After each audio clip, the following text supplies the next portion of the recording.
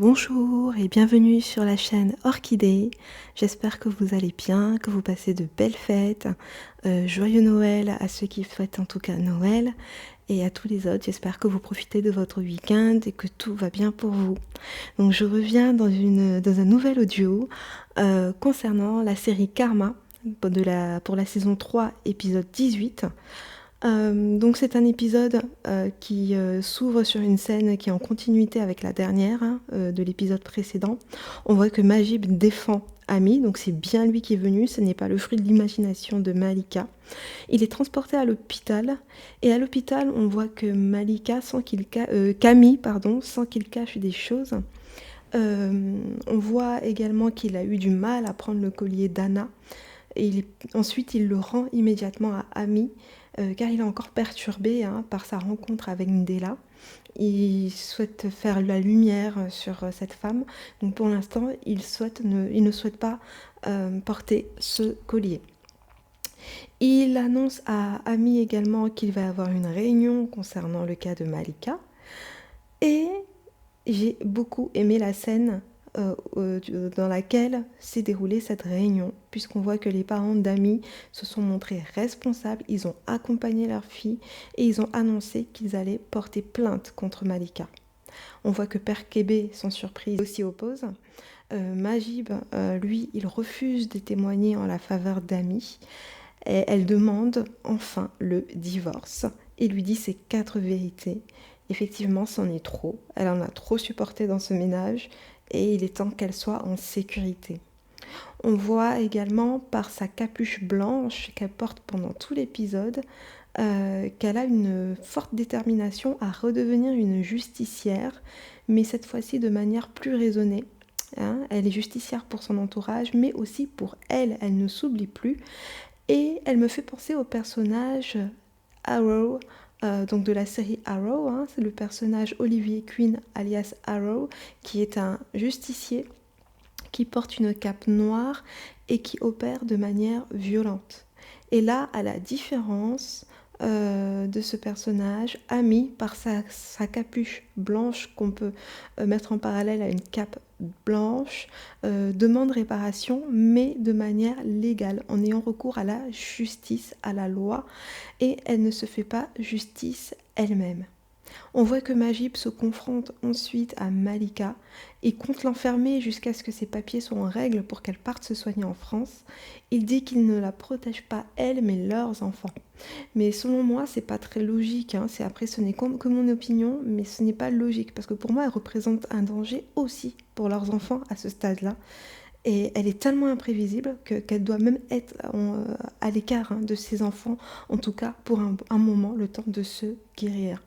Encore une fois, on voit comme des barreaux derrière elle, au niveau des motifs de la porte, qui se trouvent derrière elle, comme pour nous rappeler à nouveau qu'elle doit momentanément être isolée pour se soigner, pour faire face à la justice également en prison, mais aussi ça nous rappelle qu'elle est dans une prison mentale dans laquelle l'a enfermée sa maladie psychiatrique. Cette série apporte beaucoup de nuances et c'est ça qui est très appréciable selon moi parce que lors de sa conversation avec ses deux amis, avec Siam et Kani, on voit qu'à une époque, elle a eu une époque où elle a été forte, où elle a aidé ses amis, elle les a secourus. On apprend les passés douloureux de ses deux amis, notamment celui de Siam, qui, si j'ai bien compris, aurait été victime d'agression également. Et elle a voulu éliminer son agresseur et c'est Malika qui l'en a dissuadé. Malika l'a dissuadée de se faire justice par elle-même. Donc cette série nous montre en fait de ne pas nous arrêter à la déficience mentale d'un de nos proches lorsqu'ils sont touchés d'une maladie mentale. Il ne faut pas se focaliser juste sur ce qu'ils font de néfaste. Bien qu'il faille effectivement les aider à se soigner, avoir recours à la justice si nécessaire, s'ils mettent en danger autrui. Mais c'est important aussi de comprendre quand est survenu le point de basculement. Parce qu'on passe d'une Malika qui a été là pour ses amis, qui était présente, qui était lucide, qui donnait de bons conseils, et qui a basculé ainsi. Donc elle, on sait quelle épreuve elle a vécue, mais ce qui est intéressant, c'est de nous l'appliquer à notre vie de tous les jours et essayer de comprendre notre entourage, à savoir quelles épreuves ils ont pu traverser pour être autant perturbés et avoir un moral autant terrassé en fait, hein, pour tout simplement avoir de la compassion dans une certaine mesure bien sûr et savoir faire la part des choses entre la personne qu'ils ont été et qu'ils sont au fond et la maladie mentale qui les touche. On voit également Père Kébé par la suite qui fait face à sa femme en prison, qui évoque un internement en France de Malika pour qu'elle ait un suivi psychiatrique qui devrait arriver sous peu. Père Kébé exprime également sa grande déception à sa femme, hein, puisqu'elle est derrière tout ce qui est arrivé à Magib hein, concernant l'accident. Et il lui explique également, il lui annonce qu'il va accélérer son mariage dès que tout sera rentré dans l'ordre dans leur famille et que Malika sera en France pour bénéficier de son suivi psychiatrique. Et je trouve quelque chose de grave que j'aimerais soulever, je trouve que c'est assez grave qu'ils aient caché à la mère de Magib sa disparition, hein. Quand bien même elle est en prison, ça reste sa mère et il aurait été bien qu'elle soit mise au courant. Après ce n'est que mon avis, certains penseront que c'était mieux peut-être de ne lui avoir rien dit pour ne pas l'inquiéter étant donné qu'elle est derrière les barreaux et qu'elle est impuissante face à cette situation. Et on voit également que suite à l'annonce fracassante de Père Kébé qui indique qu'il va épouser Khadija, Mère Kébé convoque sa fille Ouli afin qu'elle enquête sur Khadija parce qu'elle craint qu'elle soit une menace pour la sécurité de son foyer. Et comme l'a évoqué en commentaire dans la vidéo précédente une abonnée, elle a évoqué le fait que ça puisse être Khadija qui soit derrière ce réseau de grand banditisme. Donc c'est une hypothèse qui est plausible et que j'avais aussi évoquée, du moins j'avais évoqué sa possible culpabilité dans l'enlèvement de Magib dans la toute première analyse que j'ai faite sur ma chaîne concernant cette série. Donc à voir, ça serait un rebondissement assez intéressant aussi. Donc un autre point qui a été très touchant, très poignant, c'est le cas de Ndeye Marie, puisqu'on constate à l'hôpital, hein, le médecin lui annonce qu'elle a bien été, qu'il y a bien eu un rapport sexuel, donc elle a bien été agressée. Il y a des traces plutôt de stupéfiants dans son sang, et le médecin l'exhorte à porter plainte à la police sans tarder. Donc ça nous montre l'importance du rappel des démarches en cas d'agression, même en cas d'inconscience pendant l'acte, s'il y a eu une perte de mémoire, peu importe, il est important de suivre la procédure légale, de ne pas effacer les traces, de ne pas se laver trop vite et de tout de suite se rendre à la police, en parler aux autorités pour obtenir justice et une réparation, ou en tout cas avoir le maximum de chances. Et la honte, hein, je le rappelle, est du côté de l'agresseur et pas du côté de la victime, peu importe comment la femme a pu être vêtue, ou, voilà, peu importe le contexte, en cas d'agression, la honte est du côté de l'agresseur. Autrement, on voit également que Ndeye Marie dans cette scène porte un foulard noir autour du cou et la position du foulard qu'elle a est intéressante puisque les deux pans du foulard vont en arrière comme si elle était étranglée par cette angoisse hein, qui plane autour d'elle, qu'elle ressent. Et sous la couleur noire du foulard fait penser au deuil. Elle fait le deuil d'une partie d'elle qui s'est envolée à jamais suite à ce verdict qui tombe et qui confirme son agression.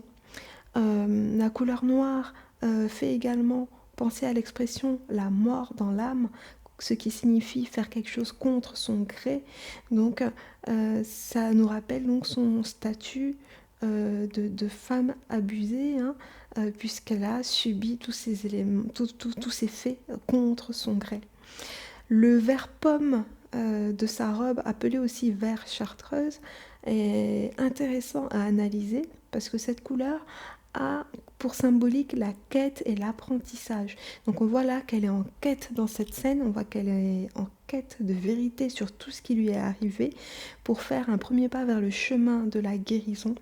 La couleur cette couleur vert chartreuse fait référence aussi au franchissement, au dépassement. Donc une fois que la lumière sera faite sur ce qu'elle a vécu, elle pourra dépasser cette épreuve pour réécrire son histoire en tenant compte des épreuves qu'elle a vécues pour réadapter ses choix au mieux et vivre en harmonie avec son fort intérieur. Et le côté vert, la couleur verte a aussi un côté positif. Ça fait référence à l'espoir.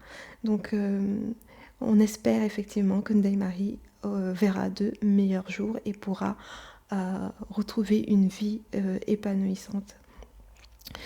Alors, l'ascenseur émotionnel, qui est le titre de cette vidéo, c'est vraiment l'ascenseur émotionnel qu'on a vécu tout au long de cet épisode et notamment par rapport à Boris. Donc tout d'abord, on voit un Boris heureux, un Boris qui passe un moment agréable avec ses frères et sœurs.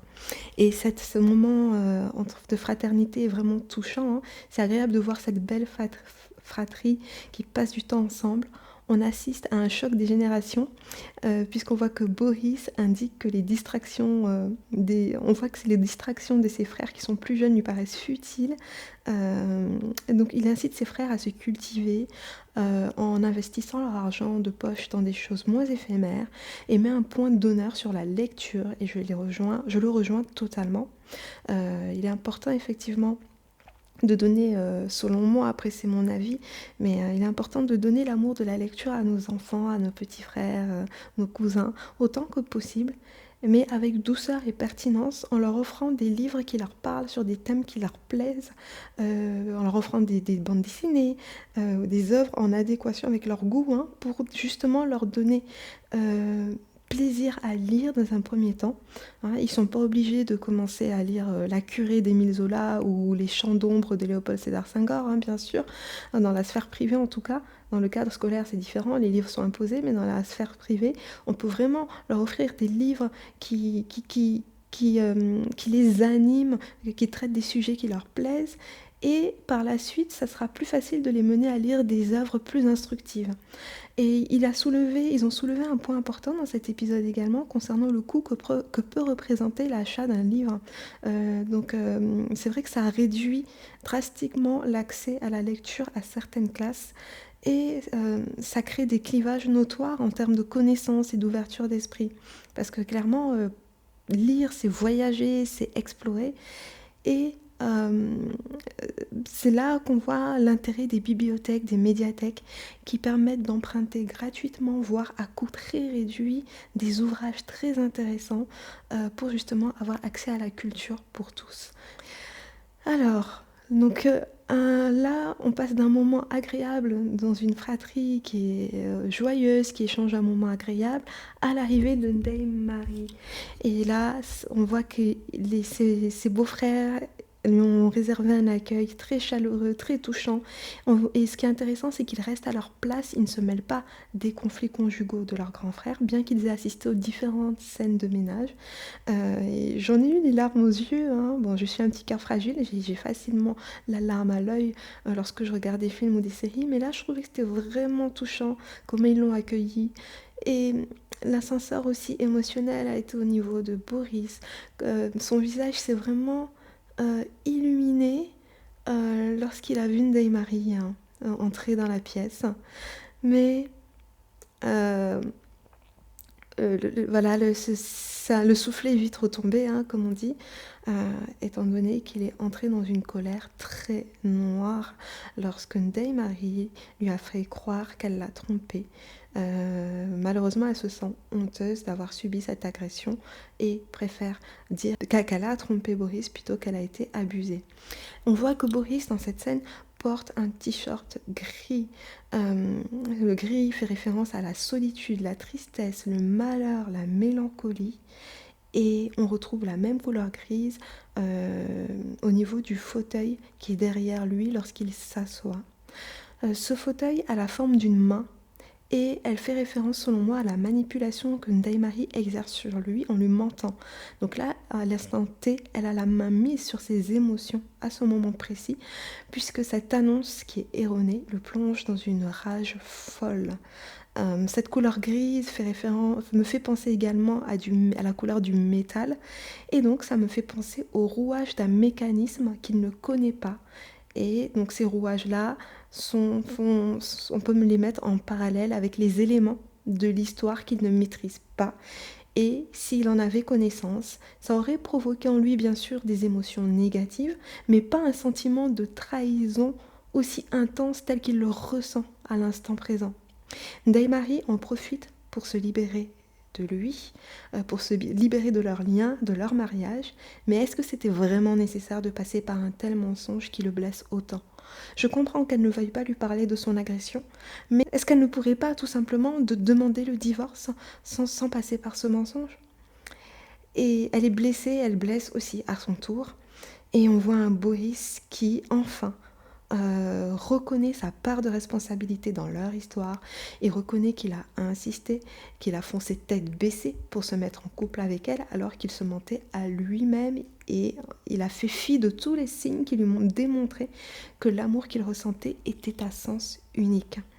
Il évoque également un point important. Il dit qu'il jugeait beaucoup les gens qui mentent tandis que lui-même, il se mentait à lui-même, et il estime que c'est bien pire. Effectivement, se mentir à soi-même, c'est la pire des guerres, hein, parce que c'est être en lutte avec soi-même de manière constante, et ça nous éloigne de la paix intérieure, hein, qui est indispensable pour pouvoir s'épanouir. Et là, il finit par s'asseoir au sol lorsque Daimarie part et qu'il lui a dit qu'il ne pourrait pas lui pardonner, hein, cette tromperie qui est fausse. Donc il finit par s'asseoir au sol comme un atterrissage d'un vol imaginaire qu'il avait pris, dont il pensait être le pilote, et avec un copilote qui était une Daimarie, tandis qu'il était en réalité seul. Il n'a réellement jamais embarqué en fait, hein, dans ce voyage. Il me fait penser à ces rêves qui paraissent tellement réels parfois et tellement agréables que lorsqu'on se réveille, on a envie de se rendormir et de continuer le rêve. Ça nous plonge parfois dans une mélancolie tellement le rêve a été intense, était agréable, et le réveil se veut rude. Et le siège sur lequel il était assis, on voit qu'il est retourné. Donc c'est comme s'il perdait la place, hein, qu'il s'était créée, ou du moins qu'il avait rêvé avoir auprès de Daimarie. Il perd son assise, il perd toutes ses certitudes, elles s'envolent toutes. Et le rouge bordeaux de ce siège fait référence à la passion. Et donc c'est la passion à laquelle il s'était lié, hein, à Daimarie, à laquelle il va devoir dire au revoir, à laquelle il va devoir renoncer, et pour le coup avec une grande colère, hein, puisqu'on voit tout au long de cette scène qu'il exprime, qu'il manifeste sa colère. Et il a un air revanchard à la fin de la scène. Il a un regard inquiétant. Est-ce qu'il pourrait s'en prendre à Daimarie, ou est-ce qu'il pourrait s'en prendre plutôt à Aziz? À Daimarie, je ne pense pas, mais il pourrait peut-être s'en prendre à Aziz, qui sait. Donc c'est vraiment une scène intéressante. Boris a magistralement joué dans cette scène. Il nous a fait passer par toutes les émotions. On les a vraiment ressenties, vraiment chapeau bas à l'acteur. Et pour terminer sur une note plus douce, plus marrante, c'est Libas et Kani, hein, qui nous font un remake du braquage à l'italienne. Donc est-ce qu'on va dans les prochains épisodes assister au braquage à la sénégalaise? Eh bien je l'espère, j'ai hâte. Et donc voilà, c'était tout pour moi pour l'analyse de cet épisode. Je vous remercie de m'avoir écouté jusqu'ici. Je remercie également les nouveaux abonnés. Donc si cette vidéo vous plaît ainsi que les précédentes, n'hésitez pas à vous abonner, hein, vous êtes les bienvenus, à laisser des commentaires si vous le souhaitez, à me faire part également de vos impressions, et je vous dis à très bientôt. Prenez soin de vous. Merci, au revoir.